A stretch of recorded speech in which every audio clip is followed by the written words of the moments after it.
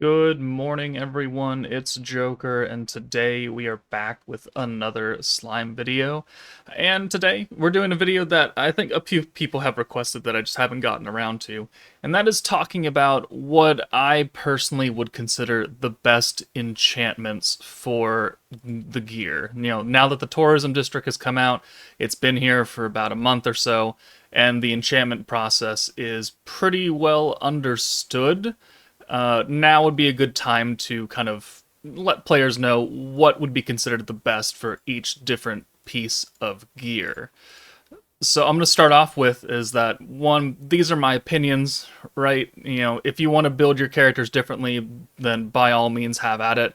But for the general population, this is probably what you would want to focus on. Accessories and jackets are actually fairly easy. It's the weapons that start getting a little convoluted because if you want to enchant a specific piece of gear for a specific piece of, or for a specific unit on a specific team, then you're going to want to do that.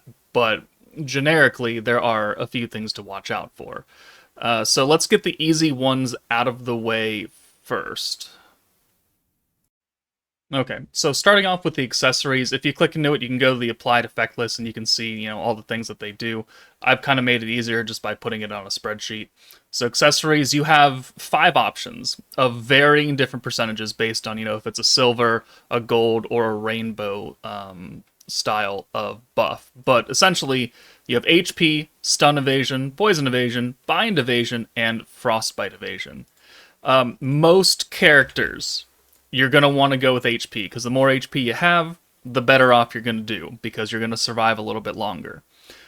Poison evasion is really only necessary for Jubilee normal stages when you want to get max tippity top scores and you have to dodge the boss's like 30% chance to poison you. This is only needed for the sweats in Jubilee when you want to get max score. Otherwise, all these 4 by themselves in normal gameplay do not have much of an impact. Most things do not stun. There are a few bosses that may bind here and there, but it's not so much of an issue that it becomes unplayable. There might be a few beatdown battles here and there that have already come and gone that might have that. I know that Tempered Edge Clayman, if you don't burn him, he will poison and bind you. So, but you can just get around that by applying burn. Fire Violet, free to play hero, that can get you around that little aspect. Frostbite is not really a thing that happens anymore.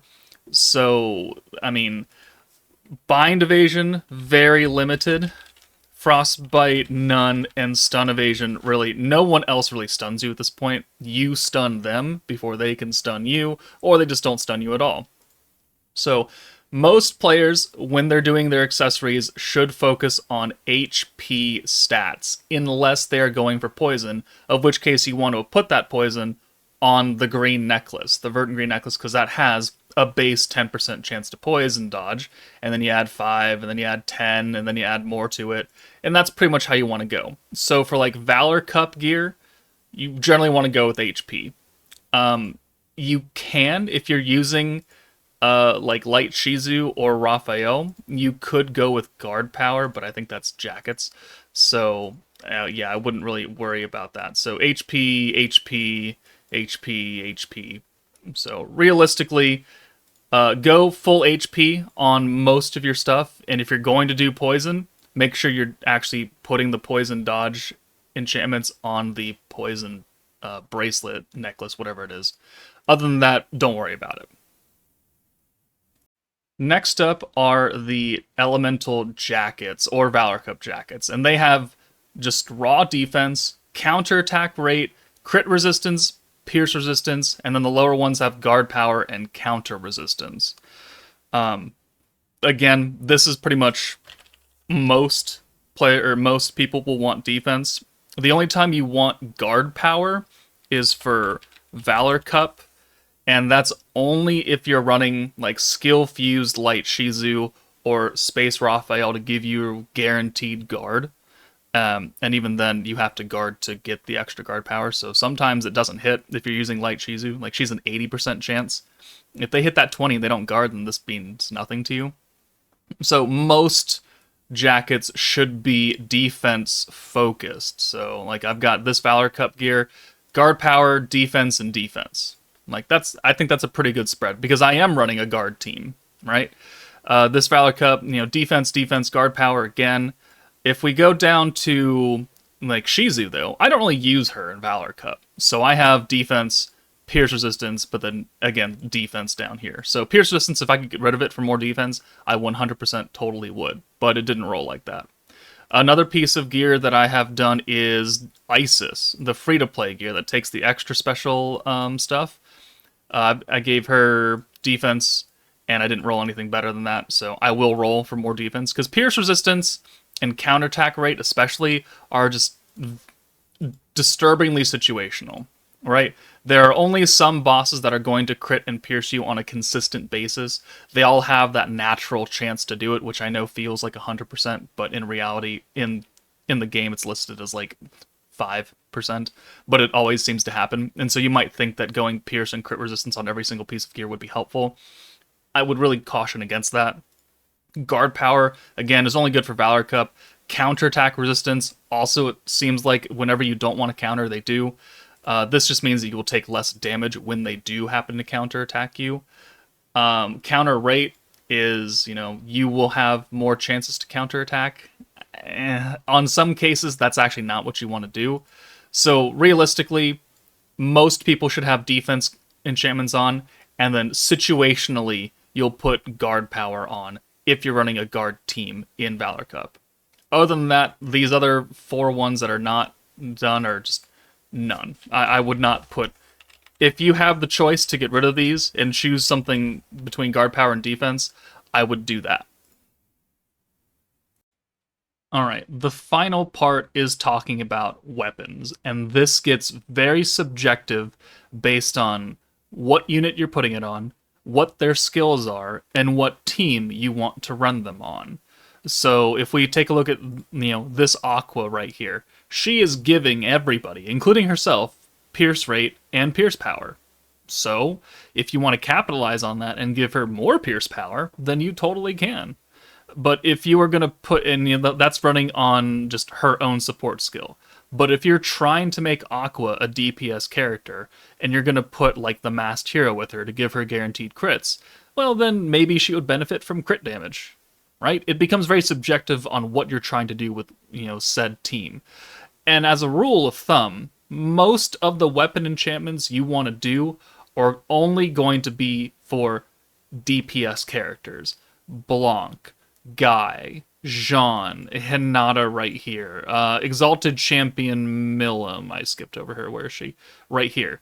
Your damage-dealing characters that you want to nuke are more important to have gear enchantments than your support characters like Overlord Shizu or Fount of Wisdom Rimuru, because you're not wanting to do big-time damage with them. They're here to support the other character who is going to do the big-time damage. So giving them to support characters like Rimuru, like Shao-Tier, like Idol Shuna, like Shizuka, I think is unnecessary, because their primary focus is not to do damage, it's to help other people do damage. And so that's your first kind of big limitation, is only your big-time DPSs. Your single targets, your AoE DPSs, really are going to be the ones you want to focus your weapon enchantments on. Now, I know you can make any character a DPS if you put enough support around them, and that's very, very, very true. But you don't want to go wasting these resources on, like, the light masked hero, because she's going to be a AoE DPS for one stage and then never again for another 6 months. That's not really what you want to do to make things good. Albus is the same way. Like, she's orb changing and she's giving everybody pierce and pierce resistance down. She's not what I would classify as a standard DPS character. She's going to help Hinata, who is a DPS character, do more damage. So Hinata, being on the Fount of Wisdom team, is pierce focused, because Albus is giving her pierce. Fount of Wisdom Reamer is giving her physical attack, and we don't have that kind of enchantment. So if you want Hinata to do maximum damage on the Fount of Wisdom team as it's meant to be run, then you should probably give her attack gear, Pierce enchantments. But it doesn't mean that you have to, because you could very easily take this Hinata and put her with a crit team or a synergy team, and then at that point, her Pierce enchantments mean nothing because she's not getting Pierce anymore. She's getting crit and synergy. It becomes very subjective to what type of team you are running and what that team is focused on. Ainz, right? Overlord team, crit focused. Why? Well, because he's giving everybody guaranteed crits. So if he is the DPS, and he is the single target DPS of that meta, he would benefit the most from crit power, because no one else on the, monthly Overlord meta Stern of Spirit team when it came out was doing Pierce or Synergy, because the beatdown battle nerfed both of those, and they only wanted you to crit. So the only logical thing to give Ainz would be either raw attack stats or crit power. It doesn't mean you have to, though, because you could take this Ainz and put him with Idle Shuna and give him synergy power and synergy rate, and then you could, benefit from synergy and crit power enchantments. I mean, you can do whatever you want. You can put him on a Pierce team, too, if you want, with not Shuna, but like OG Dark Xion. Like, any unit can benefit from any of the four primary weapon enchantments at any given point. And it just becomes very dependent on how you want to run that team. Counter power, guard penetration, those are shit. Never get those. These do not matter for like 99.99999% of the game. So if you get these, and if you get like an entire roll of them, that roll it again. These are useless. So raw attack obviously can benefit everybody because it makes them stronger, regardless. Synergy crit pierce is dependent on what kind of team you're focusing on. If a character already gives themselves some kind of buff, like Aqua or Ainz, who's giving pierce or crit, it's probably best to capitalize on that rather than trying to give them a one-off kind of synergy buff, because you may or may not run a synergy unit with them. That's maybe not the best way to go about it. If they have a personal buff that's going to give them one of these three in like rates or something, then just bank off that. And if they're a support character who's giving synergy or crit or pierce to somebody else, it's probably best to just not give them any enchantments. Maybe give them raw attack. Because again, their focus is not to do damage, it's to help Ainz or Hinata or Jean do more damage. The Space Jean, right? She's got alt damage, extra alt damage, space resistance down, and then synergy power. Why does she have synergy power? Well, because her protector, Visions of Coleus Lumi, is giving everybody synergy rate. So, it's not a crit focused team. It's not a pierce focused team. It's a synergy focused team. So, if you're going to run Jean as a DPS on that team, it makes sense to give her synergy. Now, we very easily, and a lot of the times, take this Jean and put her on other teams as just a generic support because of her 100% ult damage buff. And, with the Primal Demon, it was 170. And that at that point, I mean, she didn't need synergy because she wasn't getting it from everybody. She was on a Pierce-focused team because of Diablo. So, I mean, her synergy enchantments meant nothing. But she also wasn't there to do damage. So we don't need her to have Pierce enchantments because she's not the focus. She was there to help Space Blanc do damage with her Pierce power, right? She's got Pierce. She's getting Pierce from Diablo, so give her more raw attack because she's getting it down here and just capitalize on that, or give her more Pierce power because she's giving herself that and you can capitalize on it. It's highly, highly dependent on what you're trying to do at that specific moment in time. And for me to try and answer everyone's questions, like, what is the best thing for Earth Guy? Well, he's giving everybody crit. Probably go with crit. Those ones are a little bit easier. This Milim right here, she doesn't give herself anything. She's got attack and dark attack. You could go either way. I use her a lot in Valor Cup. She is my primary DPS character, and I use her with New Year's Blessing Xion, who's giving both crit and synergy rate. So if I were to enchant Milim's gear, which I have, so let's go check on that really fast. I could probably just do that here, can't I? Yeah. What does she have here? She's got crit damage, and synergy power. Well, that makes sense, because the only time I'm actually using this Milim is when I'm getting both synergy and crit. So this Valor Katana is very dependent on the team that I'm running, and because it's dependent, I have tailored these enchantments to, be well off on that specific team. But if I were to take her away from the Valor Cup team and put her on the exact Summer Memories team, she would want crit because Hinata would be giving her crit, and synergy would not do anything for her. So again, very subjective based on the individual team's needs at that time. Because you could go from one beatdown battle being synergy focused to one beatdown battle being Pierce, and you want to use the same character for whatever reason. Sure, they're going to focus on different things. So do you re-roll the gear again? Do you keep it and make a new piece of gear, or you just kind of leave it? That's going to be up to you.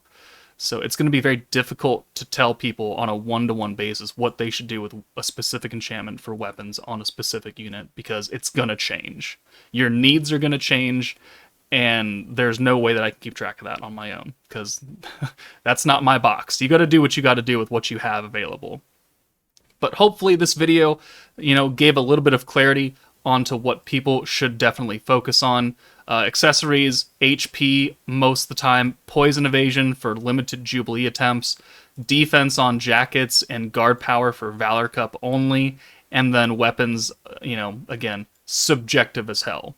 But that's it for me, guys. Take it easy, and I will see you all later.